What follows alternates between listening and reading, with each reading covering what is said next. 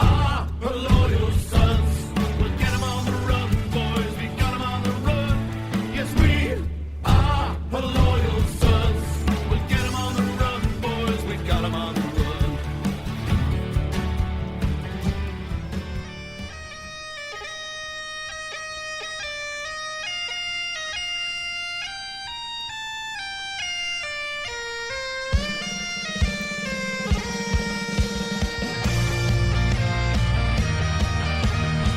Hello and welcome to another edition of the HLS Podcast. I'm your host, Ryan Ritter. You can call me ND Tex. And as always, you can find our podcast wherever podcasts are found. That means Apple Podcasts, Google Play, and now Anchor.fm as well. And of course, you can join us on Discord. That is our live chat channel. And for those of you that decided to join us live over on twitch.tv/HerLittlesons, you might notice something, or rather someone is missing. Yes, we got to a little bit of a later start. Today, I swear, anytime that we try to podcast, things get a little bit crazy. I had some family stuff I had to take care of, rushed back home, was able to get there, but Shane, unfortunately, is very much under the weather. We decided to try to delay the start a little bit, see if he'd be feeling better. Unfortunately, he's not, so Shane, man, get well soon. Thankfully, we're just still going to go ahead and roll with this, because what we were going to do was discuss the interview that I'm about to show you in a second. We had the pleasure of Jamie Reidy being able to come on, do an interview that I recorded back on Tuesday. His book, Need One, is out now, and in there he talks about a concept called sports year. So what we wanted to do was give him a chance to talk about his book. It was a really, really cool story, and the idea afterwards would be to kind of talk about what we would do on our own sports year.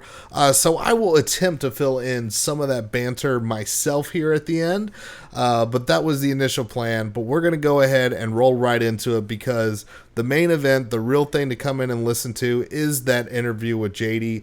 So without further ado, let's go ahead and travel back in time and chat with Jamie. Well, loyal listeners, we are now joined by Jamie Reidy. You may know him from Love and Other Drugs. He might look a little bit different, but it is based on his book, Hard Sell. However, we are here to talk about his new book, Need One. The subtitle, I don't have it memorized. It's a lunatic's attempt to attend 365 games in 365 days. That is, how in the world did you come up with that idea? Because the book starts basically with, go ahead and tell me the reactions when you told people what exactly you were planning to do. Yeah, for a family broadcast, I will omit all the F-bombs and other curse words. You can, they're not a family broadcast, so you can let them go. You told me before we started recording, you heard us do the sim. You know that this can be blue. That's absolutely true. There were a lot of, you're a fucking idiot. Or, no more makers for this guy. That was the reaction I got. Even, my parents told me that was the worst idea that I'd had yet. That one actually inspired me. I thought, well, if my mom and dad are against this, then I'm really onto something here. But they were smarter than I gave them credit for. So yeah, I got inspired the night before the Alabama massacre down in Miami. I'm class of 92, so it was our freshman year, the 88 season, where we went to the Fiesta Bowl and won the national title. And a number of my classmates, were having beers and talking about, man, that trip to Tempe. And Reidy, you remember? And I'm all, no, I didn't go. And what do you mean you didn't go? And my parents had offered to fly me there, put me up and everything. And I said, you know what? We're going to go to plenty of national championship games. I really like to go to South Padre Island for spring break. So I'm responsible for the jinx, right? Like, that's what subsequent 30 years later. And being from Texas, when I read that in the book, I'm like, oh, no. Like Papa Padre, maybe the Caribbean or something, right? So we were just sitting there, and I was thinking, well, I've been doing a bunch of other cool stuff. I've been to the Derby, I've been to Fenway, I've been to Wrigley. But then it just became like, all right, what other big games haven't I been to? What other big stadiums have, I'd never been to Lambeau, never been to the Masters, never been to Death Valley at LSU, things like that. And then, creativity, imagination, alcohol, all combined to make me think, could anybody ever go to all the cool events in one year? Wait a minute. Could anybody ever attend a sporting event every day? No, they can't. I'm going to try it. So, yeah. Yeah, and that's what this book goes into detail. But I mean, it's a lot more than just, day one I went here, day two I went there, and we're going to go through some of the adventures that stood out to me. But one thing that I do want to talk about were your adventures in fundraising and trying to fund this thing, doing the crowdfunding, because I definitely sympathize, because I mean, this is very much a brainchild that I had, bringing Shane on board. HLS has had so many different people walk through its doors. Yep. And it's, how are we going to fund the thing is always question number one. And we're not trying to go across the nation. So this struck a chord with me, but tell me about your adventures in trying to get this sucker funded on Indiegogo and Kickstarter and all that. Oh man. Yeah. So I certainly can relate to what you guys are doing, but you guys have swag. Like, I should have been smart enough, just make a fucking t-shirt and sell it for $10. Like, maybe I'd stumble across something. So I nearly got sponsored by Fox Sports, and I really thought that was going to happen. And unfortunately it didn't, because advertisers couldn't figure out what I was doing, because they have the quadrants, right? And I was every quadrant. I was 6-year-old girls basketball to the Super Bowl. And they're like, no, we just want a guy who does NFL or Major League Soccer or whatever. And I was doing a little of everything. So then I decided to do a Kickstarter. So this was September 2013. So Kickstarter was just like, well, at least people my age had heard of Kickstarter. So, right. So I did probably already jump the shark, I guess. But I'm like, yeah, let's do this. This will be easy. What do I need? Oh, someone said I need $300,000 to do this. That sounds crazy. No one is ever going to give me $300,000. I'll be reasonable. I'll only ask for $100,000, which in hindsight was complete stupidity also. And I got more than one email from buddies who were like, hey, I wish somebody would give me $100,000 to drive around all year and go to sporting events. That'd be great. I'm like, well, oh yeah, I guess I could see how you'd look at it like that. So I broke some basic fundamental understanding of crowdfunding, where I sent out my pledge email asking for help on a Friday afternoon in August. Most of America's on vacation. Certainly people who have money that might give it to, they're all on vacation. And people were just like, yeah, okay, that's good luck, right? Like, they didn't, some people totally got it. I was trying to bring, like my cause was I was trying to bring wounded warriors to games that were on their bucket lists, or, stadiums that were on their bucket list. And some people really got behind that. I remember one of my friend's wives sent me an email. She said, I would never let him give you any money, but my dad was an Army officer, and I think this is really cool, right? So that was nice to hear, but still $100,000. And, with Kickstarter, if you don't raise all the money, you don't get any money. And one of my buddies had warned me about this early on. He goes, hey, man, you should do Indiegogo, because at least you get 80% of the money. And I was like, Indiegogo? Man, that's a really annoying name. I don't want to have to say that for the rest of my life in interviews. So no, I'm not gonna follow your sage advice, friend. And sure enough, I raised $19,000. I was trying for $100,000. I raised $19,000. And then I went to Indiegogo, and whether it was lost in translation or people just got confused with a new email asking for money, even though it said, please just give me the same amount of money, I knocked it down to like $11,000. So, I was the George Costanza of crowdfunding. I made less money second time when I knew more. So it was just really humbling. And then I'm like, oh, this is going to be rough. I don't know if I'm going to be, we suddenly switched from trying to stay in hotels to just crashing with friends wherever I could, Yeah, that was one of the crazy enterprising things of this is, knowing that you didn't exactly, it went from, all right, corporate sponsorship, this is going to work out. And my favorite part is every time you had the interview with somebody, it's like, oh, this is a cool idea. We're not going to do it. like Yes. consistently every single time. But it really, I mean, you seem to tap into something, and it was really interesting because you set out some ground rules beforehand because, you weren't going to hit major sports. It just wasn't possible. So you were looking at things like going to pickup rec leagues, going to bowling alleys, finding literally any and everything, whether it was a high school, some beer league, or even at one time, I remember you found inner tube water polo. Correct. In Atlanta. My brother helped me find that. And that was amazing. They have all these like sport and social clubs around the country. And I went online and I Googled sport and social club Atlanta and found the guy. My brother got me the phone number because I'm driving. Here's the other thing. I'm doing all this solo.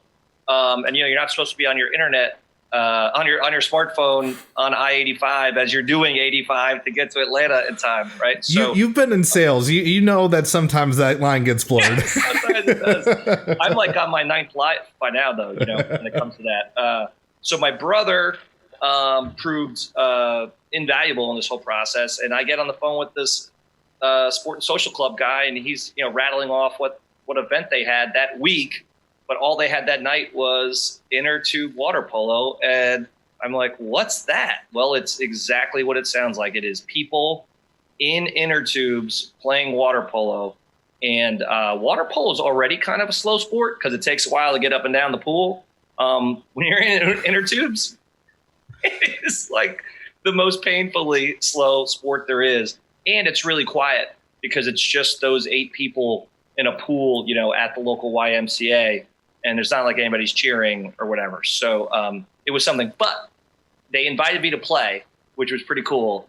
And because I had, dozens and dozens of articles of clothing in my car, because I thought I was going to be gone for a year, I ran out to the car and grabbed my board shorts, came back in, changed, and I got to play. So that was pretty fun. Yeah, and actually, one of the other favorite things is you discovering bowling alleys. Now, this is, I don't know if I've ever discussed this on Twitter or on the show before, but I used to bowl competitively. So this spoke to me. Really? This spoke to me on a different level because I did some leagues with my dad, had some bonding there. It's really a unique atmosphere depending on what kind of league you get together and in there. So talk to me a little bit, not the Christmas Eve. We're going to get to that one. Okay. But tell me about some of the characters that you met in the bowling alleys, because your goal was it needs to be a referee, and you made a determination. The automatic scorer was a referee. It counts. Yes. That was, again, my brother.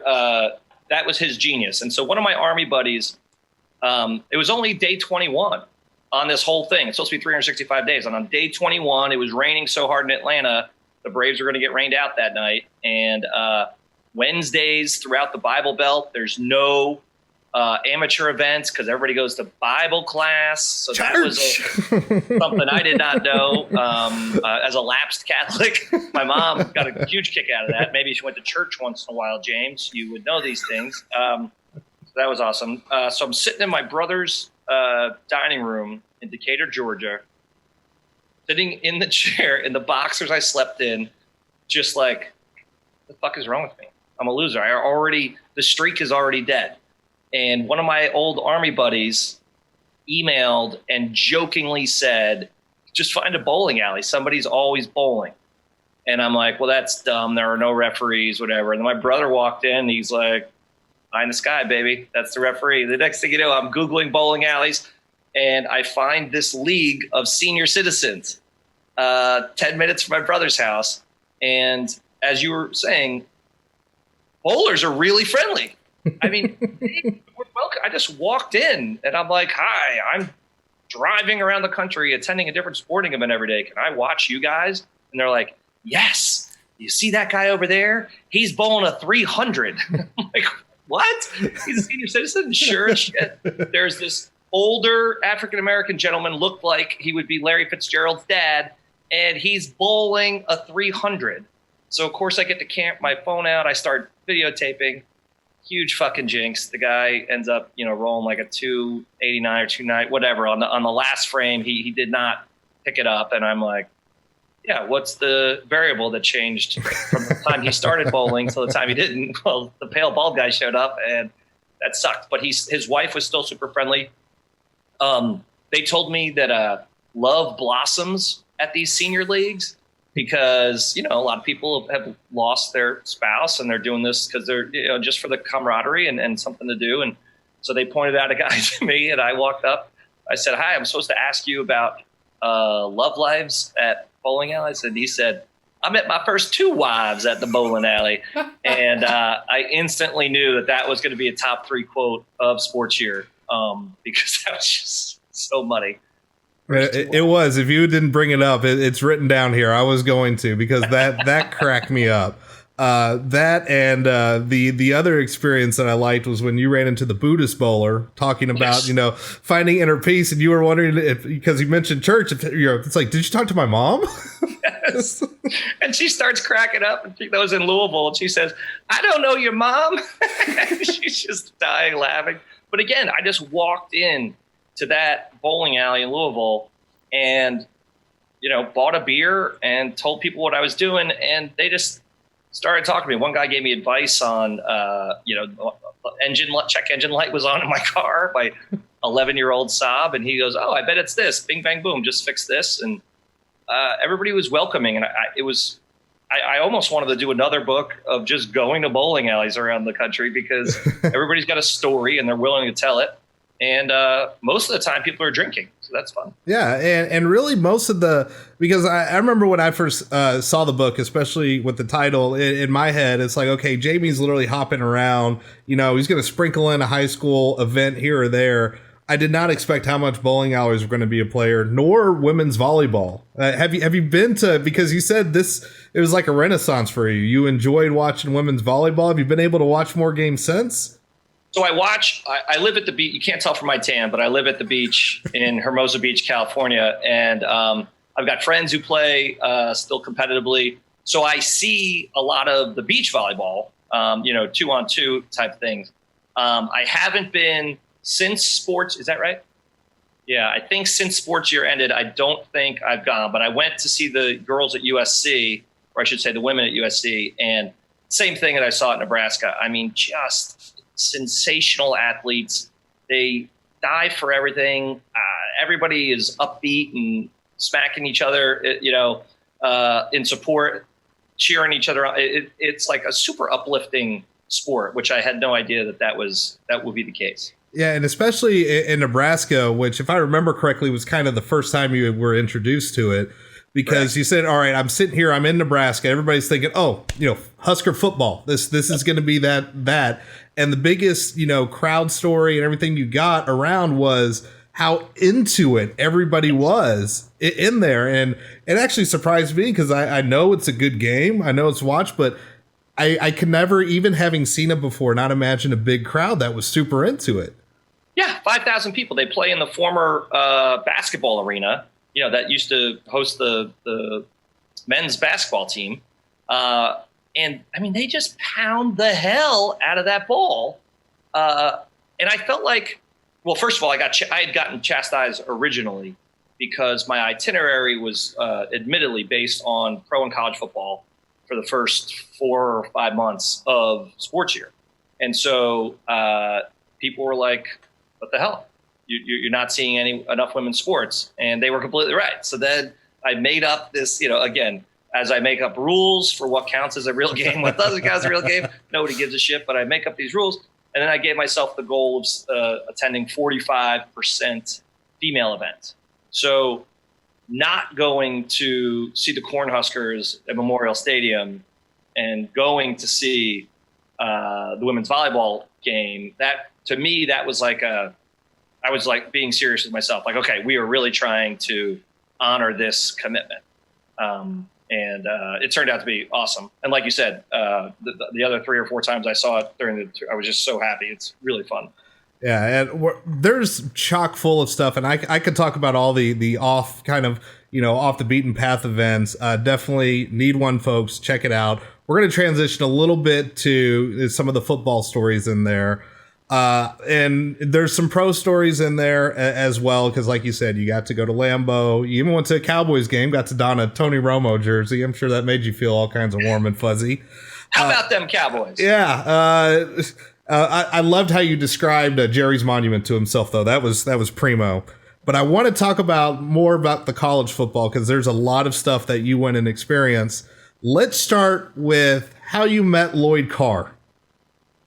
Yeah, this is a low point. This is probably the lowest point, not just of sports here, but like possibly of fandom for me. I was attending a game at Michigan, and a buddy, a close friend of mine is a Michigan grad, and the deal was whoever got me tickets, I would wear whatever they wanted me to wear.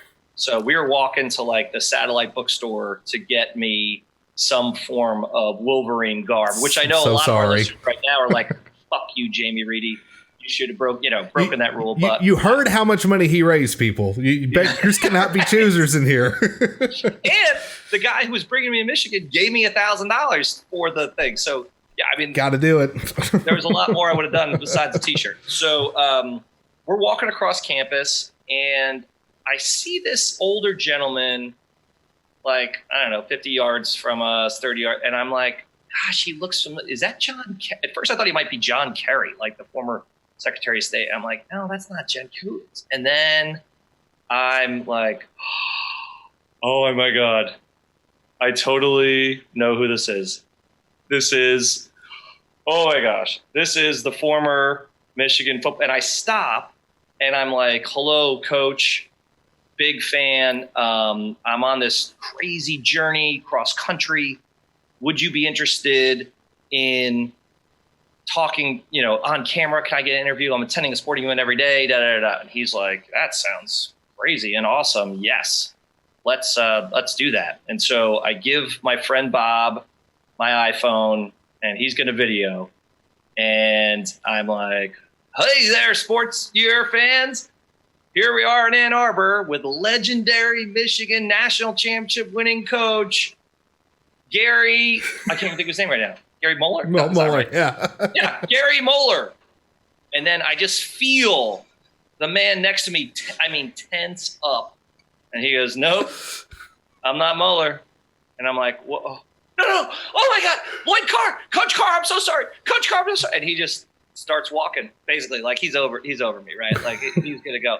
And I'm like, no, I'm so sorry. I respect everything you're doing. I was an English major. I know you were a high school teacher. And I'm just babbling shit in panic at him. And he looks at me, he's like, okay. And he just keeps rolling. So Bob is like pissing his pants. He is so delighted that he not only did he witness this, he videotaped it, and he could show all our friends what an idiot that I was. So he hands me the phone, and I'm looking at it, and I see like 80 photos taken in a row. And there's one video that says 2 seconds. And I'm like, what is good? And I hit play, and it's just all the video is where he tenses and I go to like that. So Bob, despite his PhD from Caltech, couldn't operate an iPhone, and he thought he was videoing, but he was taking pictures over and over and over again. So just can't trust the Michigan fan to close the deal.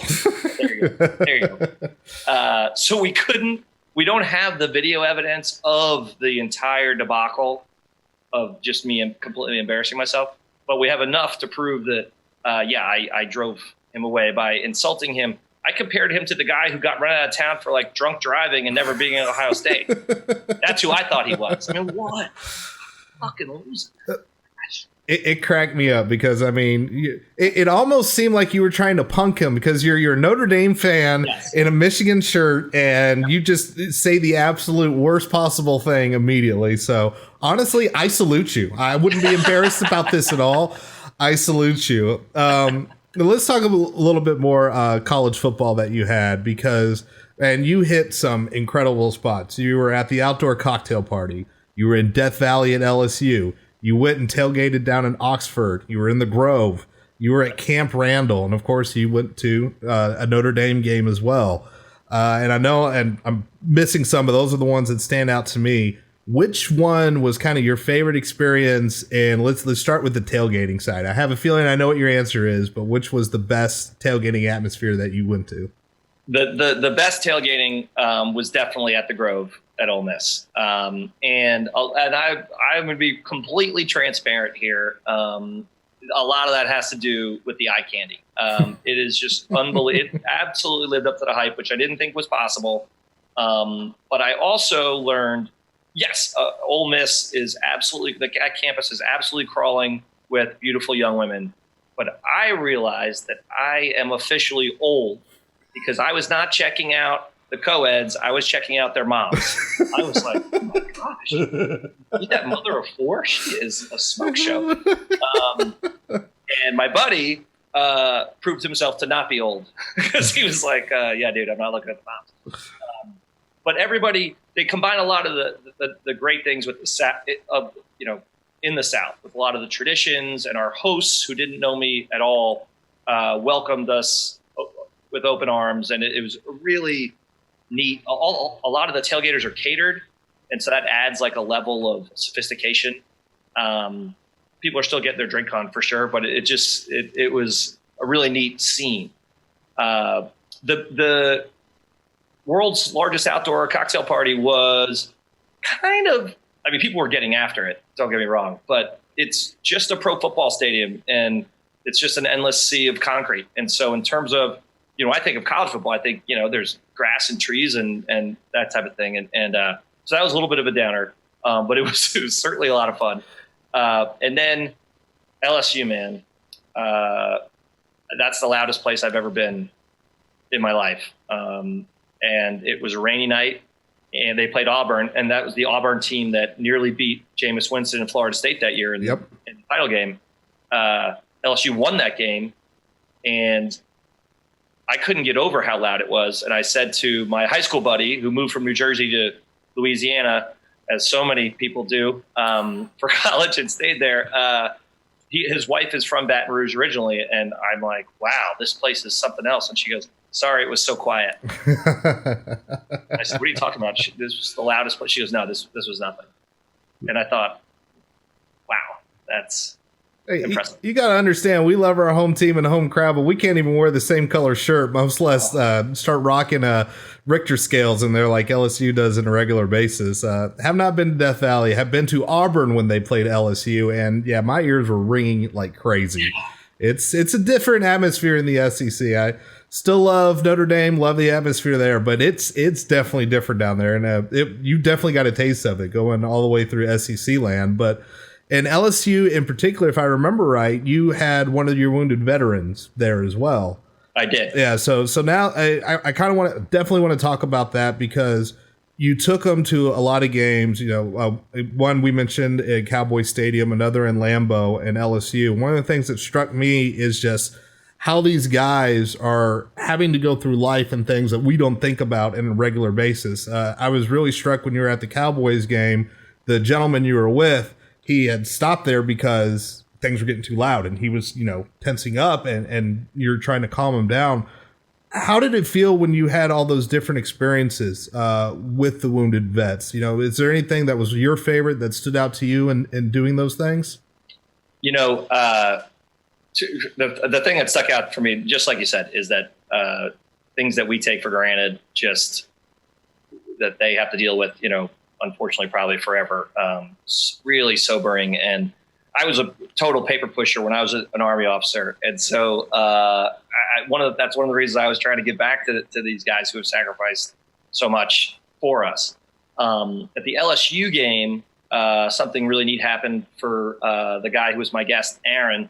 He was an Army sergeant, and he said he didn't know whether he had survived 7 or 9 IED ambushes. Just crazy to even consider.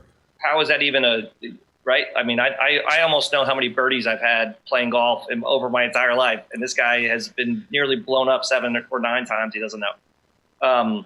But I had reached out to a friend of mine named Nick Maneri, and Nick's dad, Paul, was the longtime Notre Dame baseball coach and had brought the Irish to their only College World Series appearance in the last right. Mm-hmm. Forever. And now he's the national championship winning coach at LSU. And so Nick reached out to his dad and actually helped me get the 2 tickets that I needed to the football game, but also said we should stop by the stadium because LSU has this the best stadium in the country, 14,000 people they get every game. And anyway, so cool, that's something else to do. But we were sort of, even though Aaron was from Baton Rouge and had been to Death Valley a number of times, like we were kind of getting turned around in terms of trying to find tailgaters and things. And he just gets a little discombobulated. And so at first I thought he was kind of busting my chops a little bit. And then I realized, no, this is what he deals with every day. And so we get over to the baseball stadium. Paul Maneri gives me the tickets. He introduced himself. Doesn't have a lot of time. It's a big recruiting weekend. And he starts asking Aaron about his service. Aaron describes a little bit of it. Next thing you know, Paul Maneri's like, you guys should come up and see the office. And he ends up spending like a half an hour with us. And it turns out that Aaron's family has been going to baseball games for 20 years or something. And Coach Maneri gave Aaron the national championship trophy to like hold up over his head in his office. And I got a great picture of that. And just the look on Aaron's face, it was, the complete opposite from when he was confused earlier and a little self-conscious. He was like, I'm in the head coach's office holding up the national champ. Like he was just so psyched. And then LSU ended up honoring him a couple of months later.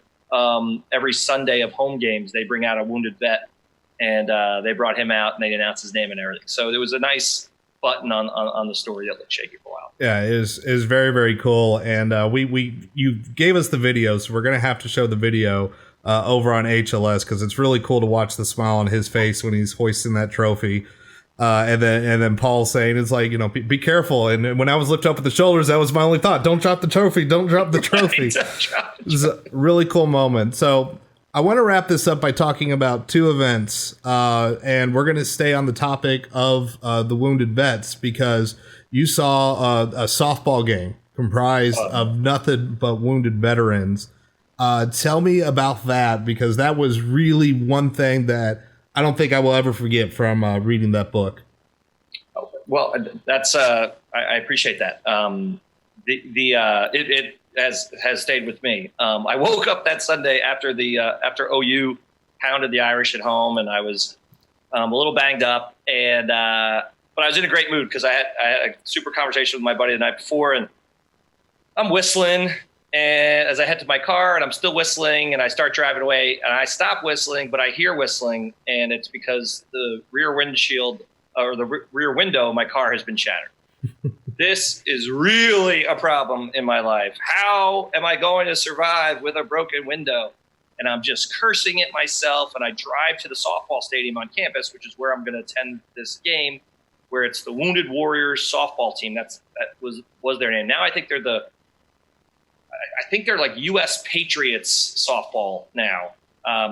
Regardless, you can Google Wounded Warriors and softball and they still pop up. But I'm so pissed. I have this broken window and I had to cover it with hefty trash bags because it's Sunday and no glass shops are open and my life sucks and wah, wah, wah.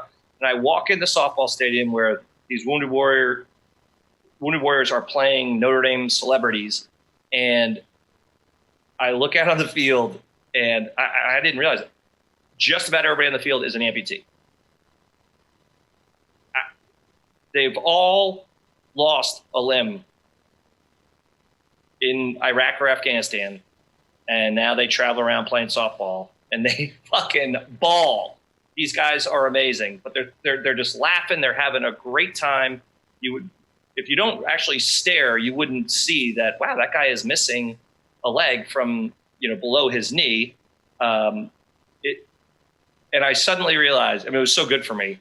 You know what? A broken window, not a problem in life. That is something that is so easily fixed and does not matter. Whereas these guys are running around, bouncing around, having a great time, in spite of what is a huge loss. And that has stuck with me since then. I try to remember when something really dumb happens. Dry cleaner. What do you mean you lost my shirt? It's not really a problem, Jamie. Try to keep it together. So that was really something. I encourage everybody if the Wounded Warrior amputee softball team is traveling, They travel all summer. Please go see them. It'll be unbelievable for your kids as well. Yeah, and the other event that stood out, it really wasn't a sporting event. It was, and I mentioned it earlier on Christmas Eve. It was a day you dreaded because you knew everything was going to be closed. Nobody was going to be doing sporting events. So you did what you did the first time it looked like sports year was in danger. You went to the bowling alley. And tell me about the Christmas Eve experience in the bowling alley, because that was another incredible moment from the book as well. Yes, that is probably that is probably the most popular story from my journey. I walk into the bowling alley dressed like last night, and there's nobody bowling because it's Christmas Eve. Like, who is getting up early and bowling? I'd even asked some of my Jewish friends, "Hey, man, is there like a Jewish league that plays something on Christmas Eve?" And they're like, "No, dude." So I walk in, the manager's like, "Yeah, there's going to be some guys practicing, but it's not a real league." I walk back out to my car. I'm sitting there freezing out. I grew up outside New York City. I'm freezing, self-loathing. And then I see this huge van pull up, and like a disabled ramp comes down. And then I see like these smaller, I don't know, sort of teenagers, but smaller. They roll down, they go inside. The dad gets out. He's got like all this apparatus. I'm like, what is going on here? So I waited till they got in, and I went and checked it out. And these two boys, these two teenagers, bowl in their wheelchairs. And I ran over and I asked the manager, what's their story? He goes, go read about them, because, of course, they've been in the newspaper. And Nick and Matt Leo in New Jersey, these guys love to bowl. And so the dad has like built sort of ramps for them where you just put the bowling ball on top and they line it up and then they push. And they have a degenerative disease.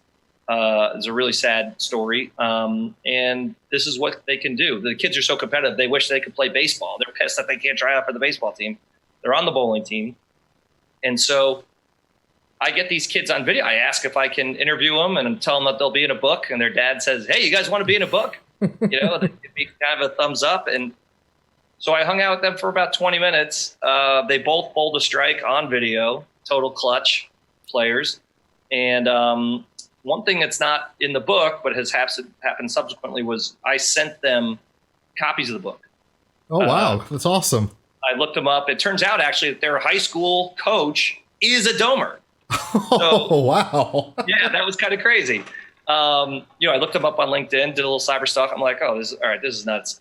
So I just signed the copies for them, and I said, thank you for letting me tell people about you, because it made my Christmas Eve, right? Like that was, again, I don't have any problems. Yes, I'm an idiot who started this ridiculous journey, and this made-up streak was going to end, but who cares? Like, I just watched these two boys who love sports and want to compete and found something they can do, right? I mean, that was just a total, very dusty as I'm walking out to my car. And so anyway, I get a letter from their mom.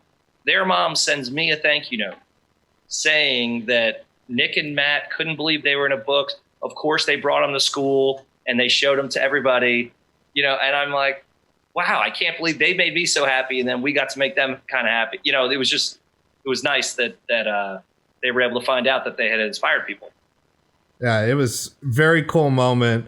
Folks, you got to get this book. We've only scratched the surface, and we've been talking for like 35, 40 minutes or so. We haven't even talked about Luke Walton and Matt Leinart ended up in a pickup game. We didn't talk about why Jamie's nickname was Toast back in his playing days. There's so much in there, but there's really the book is about, not just the crazy attempt to do all this in sports here, but there's so many stories. So many great moments and memories. Even, there's a great moment at the Notre Dame game as well that personally touched me as a father. So many great things. The book is Need One. There will be a link in the chat as this interview has been going on. There will be a link in the podcast description, link on the post. Highly, highly recommend that you go buy it.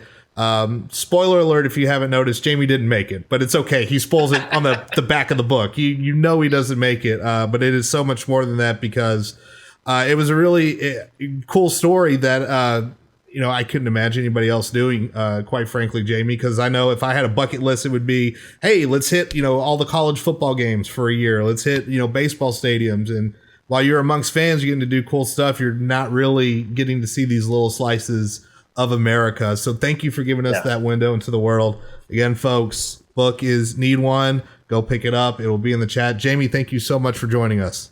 Thanks for having me, Ryan. Go Irish. I might die tonight. Sports year might be sports day.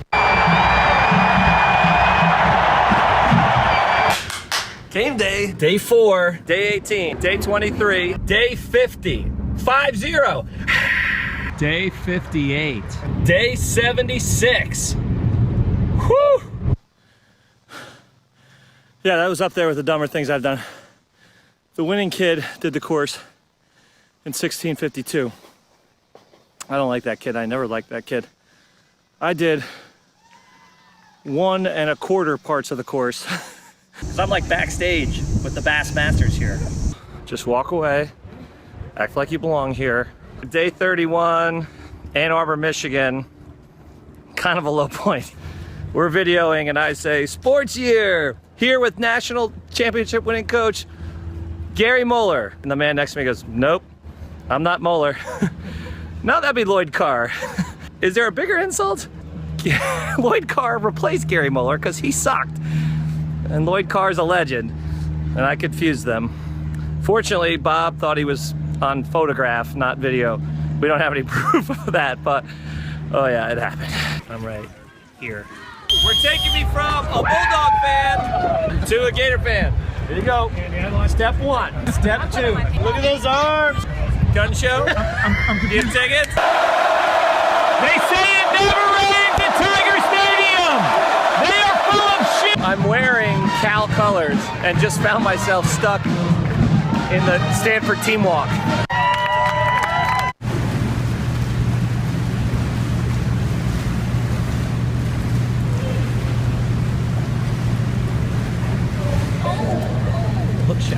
Now, the guys I talk to claim that people have hit home runs, but I'm just not buying it. Because the ball is designed to not go far. Little 7th grade girls volleyball action. At the Superdome for the first time, I was lucky enough to sit next to Larry and his grandson. Ethan, can you give me a Go Sports here? Let's keep those. And you love living in the normal Bloomington area? No, I'm not from here. So you gotta realize this, my man. All right. Some people are either from here. No. The bathroom at Lambeau is awesome too. 3 Cornhusker fans do not believe that Jake Gyllenhaal played me in a movie. 2 of them are Googling this. It's him. You're 43. Wait a minute, that's on the internet? Cut! So like pro wrestler, dog pound, kind of. Absolutely. How old is that hat? 43 years. 43 years. And how long have you been working on that mustache? About as long. Where does one acquire pants like this? How long have you been dressing up like this? Since 1995. Barney, you're a longtime Gator fan? I've been a Gator fan since this morning. Really? Why is that? I was told if I didn't pull for the Gators, I was going to be cut off for the next month. Holly, that's effective. I met my first 2 wives at the bowling alley. You use this phrase, Nam Yoho Renge Kyo, to transform your life, full potential, world peace, individual happiness. Nam Yoho Renge Kyo. Hetty, did my mom call you and tell you to No, I don't know your mom. Johnny, got the money, here's the Halloween. Hey, blam, blam, bam, bam. Oh, this by him. Woo! Go Rebels! Johnny! Where's the coach? So our coach is actually in Peru on an international Bible scripture blitz. If I had a nickel for every time I heard that excuse. Oscar Lopez, field level. Pretty psyched. Thanks, Oscar. Aaron, you gotta lift that up there above Get it up there. too. Come on, here. See, that's what I did. And you guys are sitting on the 50-yard line. You're sitting on the 50-yard line. Congratulations. Gonna call you guys. Thanks, guys. Thank you. Put it in there. Thank you. Really happy to do it. Thanks, sports year. Our pleasure. Thanks for your service.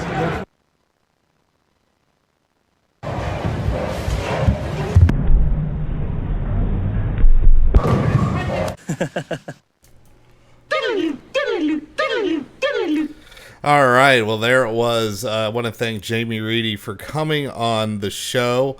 It was absolutely awesome to get to chat about sports here. Again, one of the most unique concepts, more so in the execution, like we had talked about, because as I mentioned at the end of the interview, and this was going to be part of the discussion with Shane, I was able to do that sports year type of thing.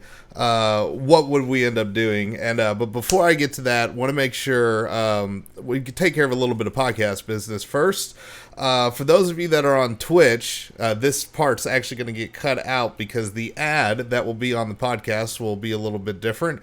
But this is to remind everybody on Twitch, if you enjoy what you do, or what we do rather, I'm really great at this stuff, make sure you subscribe to us. And if you are an Amazon Prime member, you likely have Twitch Prime as well, and that means you can do a free little subscription. So go ahead and click that button up in the corner and just make sure you do that every month. Help support the show. We would definitely appreciate it. So with that in mind, talk about what we would do in a sports here. This has been something that had been kicked around in my head because, and even when Jamie had mentioned the book and I saw the concept of the book, saw kind of what he was doing, the first thing in my mind was definitely I'm a huge baseball fan. So it was, traveling, and something I still want to do is travel to see every major league ballpark. It'd be something I would love to do with Mrs. Tex, because she's a gigantic baseball fan too. Her Cubs, me Rangers, and having an American and National League team, just always thought it'd be a cool concept to get to kind of go around all the different stadiums as we watch our teams play and, catch some other teams as well. And part of this also spawned my freshman year after Notre Dame. I got to kind of do a little bit of that, since it's always funny. Back home, my dad's coworkers joked about it because he said, well, since I'm going to go pick my son up from Notre Dame, while we're in the area, let's go to Cooperstown, let's go to Fenway Park. I mean, we're just right there, which of course, Cooperstown is nowhere near freaking Indiana, nor is Fenway Park, but it was a bucket list thing. My dad and I, as lifetime baseball fans, that we wanted to go see a game at Fenway and visit the Major League Baseball Hall of Fame.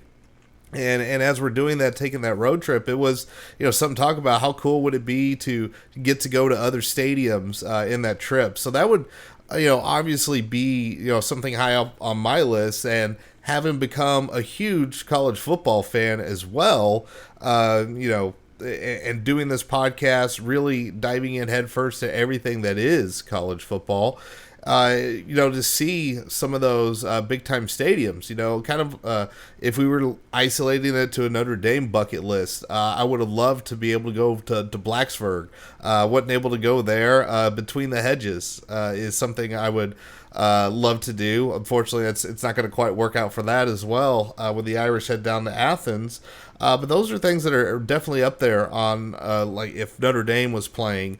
One of them is actually going to happen. I've really thought it'd be cool for Notre Dame and Texas A&M if they were ever to meet, having so many friends that are Aggies and really good friends, and my own love for Texas A&M, to have those two schools go together and having it as a home and home, it's going to be absolutely fantastic. Not only to get a chance to go to College Station when my team is playing, not just kind of hopping along bandwagoning for the Aggies, but also all my Aggie friends to take the pilgrimage up to Notre Dame. And, and it's always cool as well when you hear about fans that had Notre Dame on the bucket list. A lot of local radio personalities. One of them was a big OU fan. and he went up to Notre Dame when OU visited and had an absolutely fantastic experience. And it's something that you really don't think about when you are a student at Notre Dame. And after that first time when you get the stadium as a student, for me it was an incredible experience. And then it was weird that it almost became a routine after those 4 years, and then to get a chance to kind of go back and homecoming, every weekend's a homecoming over at Notre Dame. And it's not really a bucket list thing for me. It's just something I get to do on a normal basis. That's not the case for every Notre Dame fan. If you remember the Cotton Bowl, we got to interview somebody who was attending his first Notre Dame game, and it happened to be at the Cotton Bowl. Shane himself, and I'm sure this was going to be something discussed, he has yet to, and we are trying to find time when everything can come together for HLS to get him up to South Bend, because he has yet to be at a Notre Dame home game. He's been at Notre Dame games before, especially when they came closer in his area out in Florida, but he is yet to make the pilgrimage himself up to South Bend. So I know all those things are bucket lists. There's loads of stadiums I would love to see games at. Some I would never care to go back again. The Coliseum's right up there. That place sucked. I don't care what kind of renovation they do to that place. It ain't going to make it any better. But really, when reading Sports Year, the thing that struck me, and the thing that I wanted to make sure got brought to this discussion, even now that it's just me with Shane being sick, is the thing that struck me is one of the great things about sports, and we kind of lose sight of it when we get towards the higher competitive levels. And it's not just, college and pro. I felt like something similar happened to me. I played baseball all my life.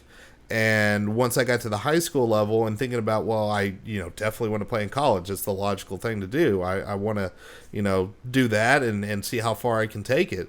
Obviously, that wasn't in the cards for me, but going through that process and being so involved where my whole life was wrapped up in playing the sport, got to do a lot of fun things, a lot of fun tournaments, got to travel to a lot of awesome places, especially in the summer.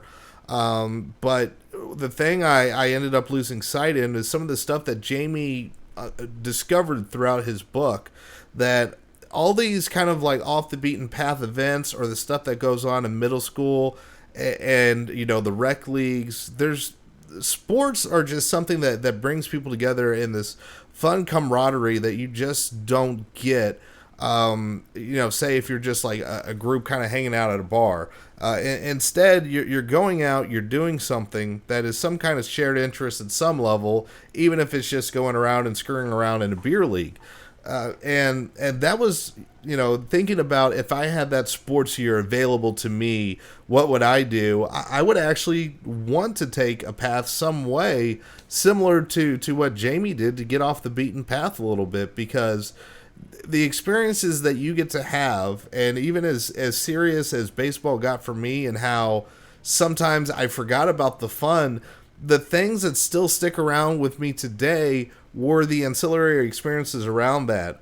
Great experiences, traveling around with my dad, driving in the middle of Kansas and having the GPS in the car say that your route was over in the middle of a cornfield, getting to hang out with, a group of guys that you travel with, dumb hijinks in hotel rooms where you're borderline about to get kicked out just because you're being stupid teenagers.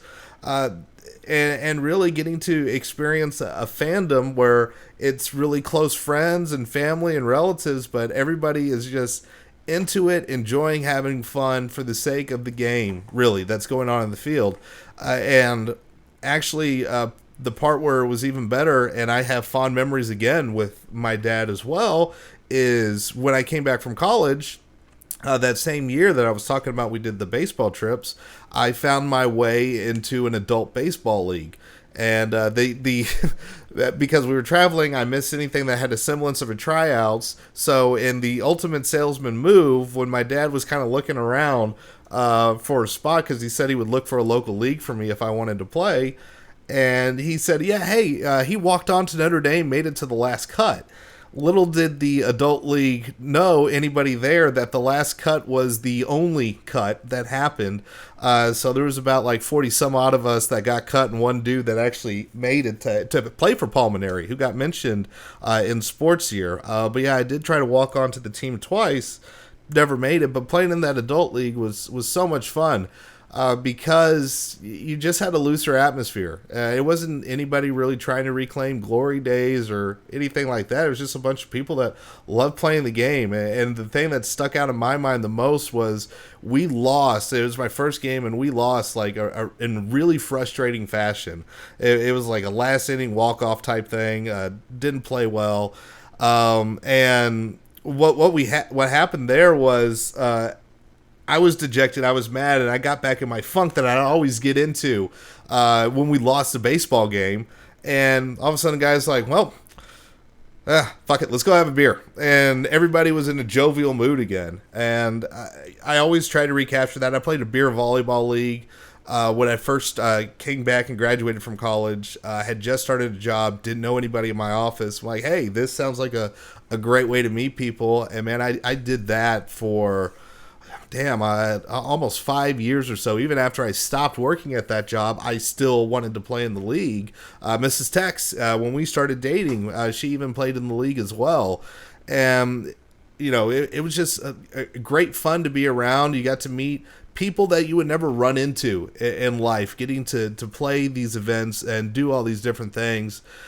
And so it was... You know, that's what I would love to figure out how to capture. And, you know, even locally, I want to go back to my high school and, you know, check out the baseball games there, see the game played at a, you know, at a different level, and kind of getting to take a step back now that I'm not worried about how much playing time I'm getting or anything else, just to watch, you know, some high school kids go out and play and have fun. And maybe even one day when the kids get a little older, kind of get back into the rec leagues. Hopefully my ass isn't too old to be able to do that. But being able to just jump in those random leagues, it's a hell of a lot of fun. So as a part of what I would do with Sports Year, it's really, you know, on the campuses, if I ever got a chance to, is and it's something I wish I had more time to do, even at Notre Dame, getting to go to like a hockey game, you know, soccer, some of the smaller quote-unquote non-revenue sports. As a golf manager at Notre Dame, of all things, was where I landed at my senior year. I absolutely loved going to the college golf tournaments and just listening to people, not necessarily that would ever get to a professional level, but at a level that was far beyond where I could ever be, because I hack worse than anything that could ever step onto a golf course. But just to hear them not only enjoy it, but, you know, talking shop in a different way, seeing the game unfold, you know, from somebody's eyes that actually knows what they're doing was fascinating. And because it's not a PGA professional tour where everything's roped off, you actually get to be around the golfers, hear the conversations, hear the coaches talk to them. And it's a different level of stuff that you can't get once you get to the more, you know, professional levels, because everything is, you know, it's very segregated at that point. There's fandom and there's the athletes there. And while it's cool to get to see different fan bases, you don't really get to have those same personal connections as well. So I definitely want to thank Jamie for outlining those in the book, and also want to thank him in the chat for saying the final cut's the final cut, despite there only being one for baseball. So I appreciate it. But folks, that is going to do it for us. Going to wrap it up. I hope you enjoyed the interview, and hopefully we get to do some more stuff like this again. Shane, I know you're going to end up coming back and listen to this. Hope you're feeling better, man. I know it was a rough night for you. I appreciate you attempting to fight through it, but hey, we're just a goofy podcast, so health's always more important. And if you haven't noticed, I'm donning the Extra Life shirt, because next week, and to the day when this is actually going to go out on the podcast feed, over on my channel, twitch.tv/ndtex, we will be starting Extra Life. Final Fantasy 14 is having a new expansion, And I actually took some time off of work because I love to play it, love to take some time off to play it. If I'm going to do that, I might as well be making some money for charity as well. So again, I will be raising money for the Children's Hospital Foundation in Oklahoma City. And if we top that $5,000 mark again, I'm shooting for $6,000. It will be able to go directly to the Blake Shelton Cancer Research Fund. So that's one of my goals. And the stretch goal, hit $6,000, because if that happens, Mrs. Tex is actually going to take part in Extra Life. And by taking part, I mean she's going to wax my chest live on Twitch. I agree to this, but none of that happens if you don't go and donate. More details at extralife.ndtex.com. That's enough shameless promotion. And with that said, thank you everybody for joining this and listening to On the Pod. Of course, you can always catch us live over on twitch.tv/herloyalsons. You can catch our podcast feed wherever you get podcasts at: Apple Podcasts, Google Play Music, Spotify, Anchor.fm, and swing by there and help support the show as well. Join us in Discord. That is our live chat channel, herloyalsons.com/Discord. And of course, we're always at herloyalsons.com. Until next time, y'all, have a good one.